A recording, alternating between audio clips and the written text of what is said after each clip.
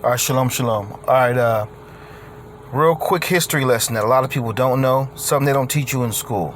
All right? Have you ever wondered why Native Americans look Asian and Latinos are white? They have really pale skin, but a lot of them claim Native American ancestry, but a lot of them, they won't tell you about their Spanish ancestry, the Spaniard. The Spaniards are actually white people, Europeans. So I'm going to go over this book real quick. Cambridge Latin American Studies, Asian Slaves in Colonial Mexico, From Chinos to Indians, by Tatiana Siejas. And a lot of you Filipinos, a lot of my Filipino brothers and sisters, you got to learn something from this. You got to learn something from this, because they actually kick you guys out of Native American ancestry. They kick you guys out.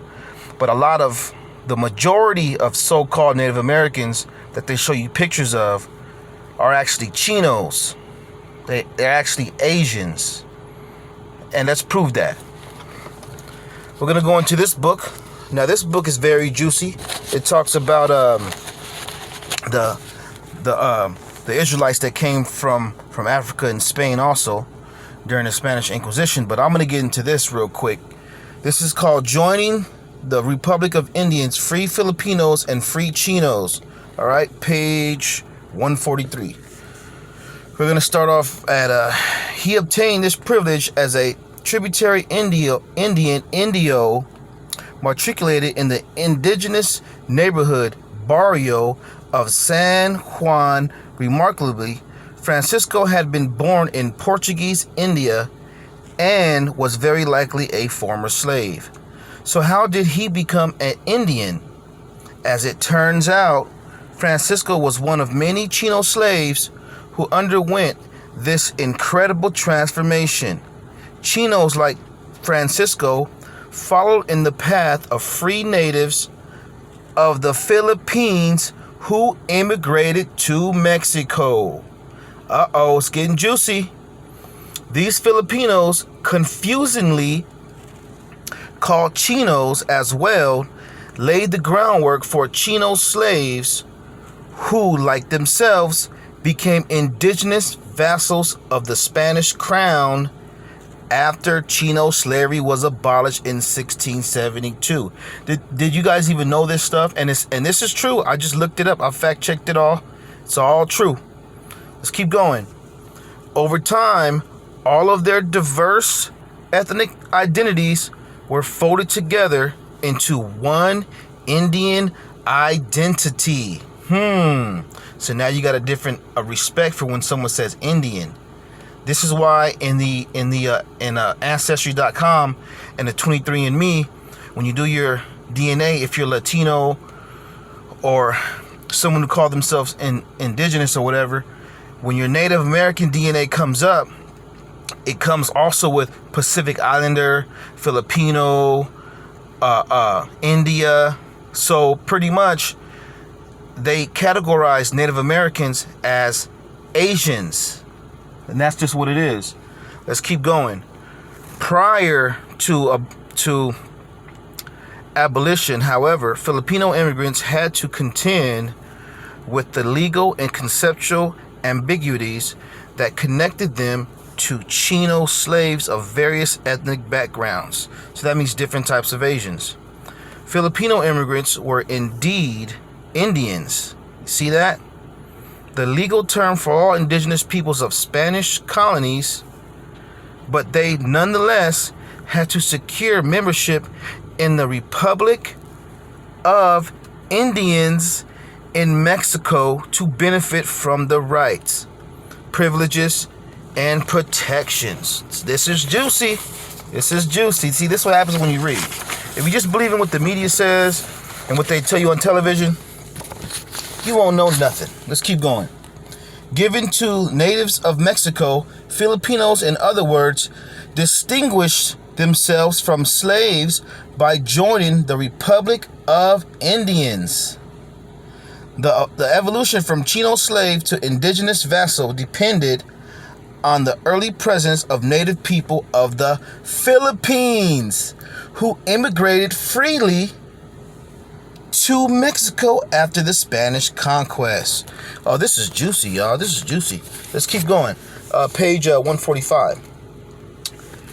This legal categorization, however, was complicated because free natives of the Philippines who immigrated to Mexico were generally called Chinos, which was the same word used for slaves from Asia.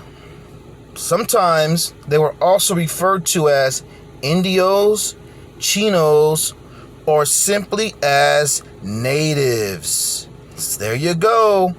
This is why you have Native Americans, they look like Asians. You see, so the people who they actually show you, the Asian people, are not indigenous to the Americas. They're not. They're not indigenous people to the Americas. They're actually indigenous to Asia. Ha ha ha. Let's keep going. To differentiate themselves from slaves, that means now they're talking about the black slaves. To differentiate themselves from slaves, they purposely self-described as Indians. They used the ascription given to them by colonial officials and sought to live among natives of Mexico. Free natives of the Philippines embraced their legal identity as Indians to integrate into local society and thus obtain some benefit from being indigenous vassals of the Spanish king. This book is juicy right here.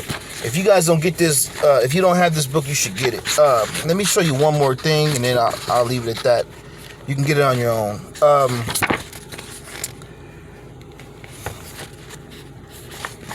So it's pretty much showing how Chinos, how mainly Filipinos, but it was a lot of different types of Asians. They came over here as servants, and they called them slaves, but they wasn't getting beaten, hung. You know, they built railroads. You know, did a lot of stuff, and then they wasn't strong enough to keep up the hard labor.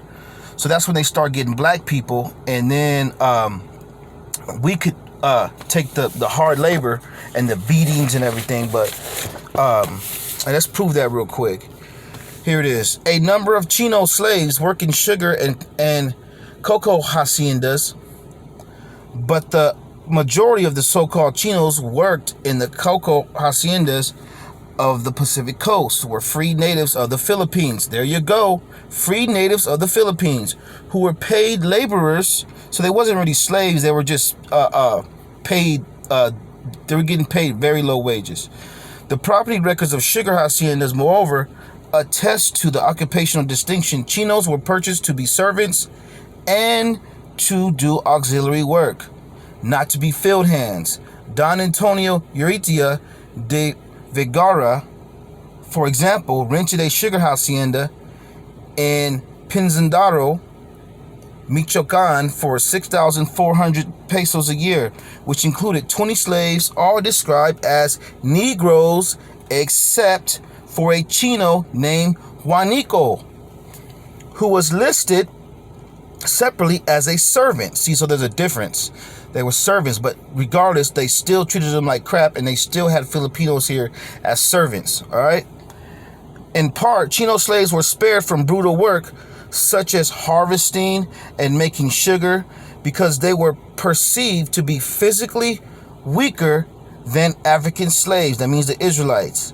A Chino slave from the Malabar coast named Tomas, for example, was sold to a sugar hacienda where he was immediately made to work pushing sugarcane through the rollers at the mill. When Thomas struggled to keep pace, the Spanish overseer lashed at him with a whip and called him useless, comparing his work unfavorably to the speed and strength of the Negroes, the blacks, and mulattoes around him. The overseer in this case expressed a very problematic notion that was nonetheless widely believed.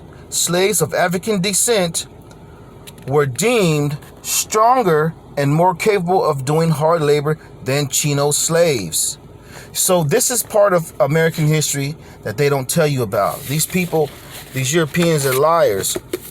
And a lot of the Latinos now are not even indigenous people. They're actually Europeans. So, and a lot of the indigenous people who say they are indigenous people are not indigenous people. They're actually indigenous to the Philippines or to Asia.